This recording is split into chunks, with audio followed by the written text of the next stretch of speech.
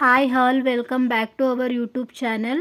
ನಾನಿವತ್ತು ಒಂದು ಹೊಸ ವಿಡಿಯೋ ಜೊತೆ ನಿಮ್ಮ ಮುಂದೆ ಇದ್ದೀನಿ. ಇವತ್ತು ನಾನು ದುಪ್ಪಟ್ಟದಲ್ಲಿ ಹೇಗೆ ವರಮಹಾಲಕ್ಷ್ಮಿ ಹಬ್ಬಕ್ಕೆ ಸ್ಯಾರಿನ ಉಡಿಸ್ಬೋದು ಅಂತ ತೋರಿಸ್ತಾ ಇದ್ದೀನಿ, ತುಂಬ ಸುಲಭವಾಗಿ. ನಾನಿಲ್ಲಿ ಒಂದು ಸ್ವಲ್ಪ ವರ್ಕ್ ಇರೋ ಅಂಥ ದುಪ್ಪಟ್ಟನ ತೊಗೊಂಡಿದ್ದೀನಿ. ನೀವು ಯಾವುದೇ ರೀತಿ ದುಪ್ಪಟ್ಟ ತೊಗೋಬೋದು, ಬಟ್ ಸ್ವಲ್ಪ ವರ್ಕ್ ಇರೋ ಅಂಥ ದುಪ್ಪಟ್ಟ ತೊಗೊಂಡ್ರೆ ಸ್ವಲ್ಪ ಲುಕ್ ಚೆನ್ನಾಗಿರುತ್ತೆ ಅಂತ ಹೇಳ್ಬೋದು. ಸೊ ನಾನಿಲ್ಲಿ ಸ್ವಲ್ಪ ವರ್ಕ್ ಇರೋ ಅಂಥದ್ದನ್ನೇ ತೊಗೊಂಡಿದ್ದೀನಿ. ಅದನ್ನು ನೀಟಾಗಿ ತೊಗೊಂಡು ಈ ಥರ ಫೋಲ್ಡ್ ಮಾಡ್ಕೋಬೇಕು ಚಿಕ್ಕದಾಗಿ. ಫೋಲ್ಡ್ ಮಾಡ್ಕೊಂಡಾದಮೇಲೆ ನಾನು ಸ್ಯಾರಿನ ಯಾವ ಥರ ಉಡ್ಸೋದು ಅಂತ ನಾನು ನಿಮಗೆ ತೋರಿಸ್ತೀನಿ. ಸಮ್ ರೀಸನ್ಸ್ ನನಗೆ ವಿಡಿಯೋನ ಮಾಡಿ ಹಾಕೋಕ್ಕಾಗ್ತಾಯಿಲ್ಲ. ನನ್ನ ಮಗನಿಗೂ ಕೂಡ ಹುಷಾರಿಲ್ಲದೆ ಇರೋ ಕಾರಣ ನಾನು ಆದಷ್ಟು ಟೈಮ್ನ ಮಾಡಿಕೊಂಡು ವಿಡಿಯೋನ ಮಾಡ್ತಾಯಿದ್ದೀನಿ. ಸೊ ವರಮಹಾಲಕ್ಷ್ಮಿ ಹಬ್ಬಕ್ಕೆ ರಿಲೇಟೆಡ್ ಆಗಿರೋ ಥರ ವೀಡಿಯೋಸ್ನ ನಾನು ಹಬ್ಬದ್ರೊಳಗಡೆ ಹಾಕೋಕ್ಕೆ ಟ್ರೈ ಮಾಡ್ತೀನಿ. ಇನ್ನೂ ಯಾರೆಲ್ಲ ನನ್ನ ಚಾನಲ್ನ ಸಬ್ಸ್ಕ್ರೈಬ್ ಮಾಡದೆ ನೋಡ್ತಾ ಇದ್ದೀರಾ, ದಯವಿಟ್ಟು ಸಬ್ಸ್ಕ್ರೈಬ್ ಮಾಡ್ಕೊಂಡು ನನ್ನ ವೀಡಿಯೋಸ್ನ ನೋಡಿ. ಇಷ್ಟ ಆದರೆ ಒಂದು ಲೈಕು ಆ್ಯಂಡ್ ಶೇರ್ ಕಮೆಂಟ್ನ ಮಾಡಿ. ನಿಮ್ಮ ಪ್ರತಿ ಸರಿನೂ ಹೇಳ್ತಾ ಇರ್ತೀನಿ, ನಿಮ್ಮ ಒಂದು ಸಬ್ಸ್ಕ್ರೈಬ್ ಬಟನ್ ಕ್ಲಿಕ್ ಮಾಡೋದು ಸಹ ನಂಗೆ ತುಂಬಾ ಇಂಪಾರ್ಟೆಂಟ್ ಆಗಿರುತ್ತೆ. ಸೊ ಇದಾದಮೇಲೆ ನಾನು 3 ಸೈಡು ಪಿನ್ ಮಾಡ್ಕೊಂಡಿದ್ದೀನಿ ಸಮವಾಗಿ. ಅದಾದಮೇಲೆ ನಾನು ಯಾವ ಥರ ಸ್ಯಾರಿನ ಉಡಿಸ್ಬೋದು ತುಂಬ ಸುಲಭವಾಗಿ ಅಂತ ತೋರಿಸ್ತೀನಿ. ತುಂಬ ಸಿಂಪಲ್ಲಾಗಿ ಮಾಡ್ಕೊಳ್ಳೋರು ಅಥವಾ ದೇವ್ರ ಮನೆಯಲ್ಲೇ ಕೂರಿಸೋವಂಥವ್ರು ಈ ಥರ ಮಾಡಿಕೊಂಡ್ರೆ ತುಂಬ ಈಸಿಯಾಗಿ ತುಂಬ ಬೇಗನೆ ಮಾಡ್ಕೋಬೋದು, ಟೈಮ್ ಕೂಡ ಸೇವ್ ಆಗುತ್ತೆ. ನಾನಿಲ್ಲಿ ಈ ಥರ ಒಂದು ಚೆಂಬನ್ನ ತೊಗೊಂಡಿದ್ದೀನಿ. ಬಿಂದಿಗೆ ಏನಿಟ್ಟಿಲ್ಲ ನಾನು, ಯಾಕಂದರೆ ದುಪ್ಪಟ್ಟದಲ್ಲಿ ಮಾಡ್ತಾ ಇರೋದ್ರಿಂದ ನಾನು ಇದನ್ನು ಯೂಸ್ ಮಾಡ್ಕೊಂಡಿದ್ದೀನಿ. ನಾನು ಬ್ಯಾಕ್ಗ್ರೌಂಡ್ಗೆ ಹಿಂದೆಗಡೆಗೆ ಮರದ ಸ್ಕೇಲ್ನ ಹಾಕಿದ್ದೀನಿ. ಕಾರಣ ಅದಕ್ಕೆ ಹೂವಿನ ಹಾರ ಅಥವಾ ಹೂವಿನ ಬಿಟ್ಟಾಗ ಚೆನ್ನಾಗಿ ಕಾಣಿಸುತ್ತೆ.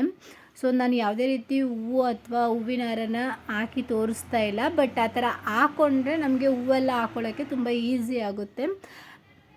ಬ್ಯಾಂಗಲ್ಸ್ ಎಲ್ಲ ಹಾಕ್ಬೋದು. ನಾನು ಸ್ಯಾರಿನ ಉಡಿಸಿ ತೋರಿಸ್ತೀನಲ್ವ ನೆಕ್ಸ್ಟ್ ವೀಡಿಯೋದಲ್ಲಿ, ಆವಾಗ ನಾನು ಬ್ಯಾಂಗಲ್ ಯಾವ ಥರ ಹಾಕ್ಬೋದು ಅದಕ್ಕೆ ಅಂತ ತೋರಿಸ್ತೀನಿ. ಆ್ಯಂಡ್ ಅದಾದಮೇಲೆ ಇಲ್ಲಿ ನಾನು ಒಂದು ತೆಂಗಿನಕಾಯಿನ ಇಟ್ಕೊಂಡು ಅದಕ್ಕೆ ಲಕ್ಷ್ಮೀದು ಮುಖನ ಹಾಕ್ತಾಯಿದ್ದೀನಿ.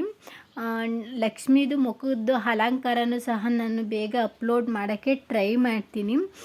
ಆ್ಯಂಡ್ ಫೈನಲಿ ನಾನು ಈ ಥರ ಸಿಂಪಲ್ಲಾಗಿ ದುಪ್ಪಟ್ಟದಲ್ಲಿ ಸ್ಯಾರಿನ ಉಡಿಸಿದ್ದೀನಿ. ಆ್ಯಂಡ್ ಈಗ ಕ್ವಿಕ್ಕಾಗಿ ಅದಕ್ಕೆ ಜ್ಯುವೆಲರಿ ಹಾಕಿ ತೋರಿಸ್ತೀನಿ ಯಾವ ಥರ ಕಾಣಿಸುತ್ತೆ ಅಂತ. ಇನ್ನೂ ಹೂವಿನ ಹಾರ ಮತ್ತು ಹೂವಿನ ಅಲಂಕಾರ ಎಲ್ಲ ಮಾಡಿದ್ರೆ ಇನ್ನೂ ಚೆನ್ನಾಗಿ ಲುಕ್ ಕಾಣಿಸುತ್ತೆ.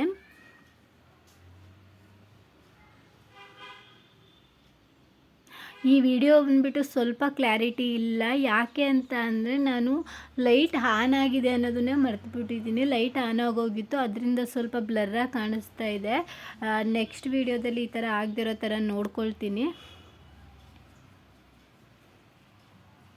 ಸೊ ಯಾರಿಗೆಲ್ಲ ಈ ವಿಡಿಯೋ ಇಷ್ಟ ಆಗಿದೆ ದಯವಿಟ್ಟು ಶೇರ್ ಮಾಡಿ ಆ್ಯಂಡ್ ಸಬ್ಸ್ಕ್ರೈಬ್ ಮಾಡ್ಕೊಂಡು ನನ್ನ ವೀಡಿಯೋಸ್ನ ನೋಡಿ. ಪಕ್ಕದಲ್ಲಿರೋ ಬೆಲ್ ಬಟನ್ನ ಕ್ಲಿಕ್ ಮಾಡೋದ್ರಿಂದ ನಾನು ಮಾಡೋ ಪ್ರತಿಯೊಂದು ವಿಡಿಯೋದ ನೋಟಿಫಿಕೇಷನ್ ನಿಮಗೆ ಬೇಗನೆ ಬರುತ್ತೆ.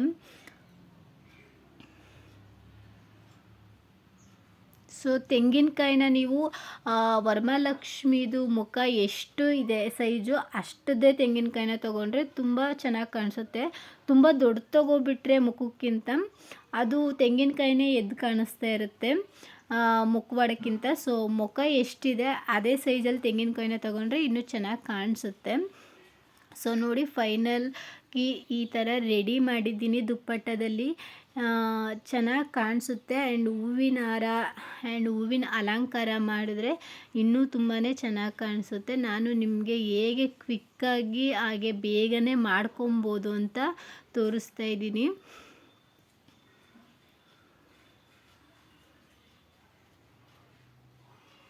ಸೊ ಈ ವಿಡಿಯೋ ನಿಮಗೆ ಇಷ್ಟ ಆಗಿದ್ದಲ್ಲಿ ಲೈಕ್ ಶೇರ್ ಕಮೆಂಟ್ನ ಮಾಡಿ. Thank you for watching.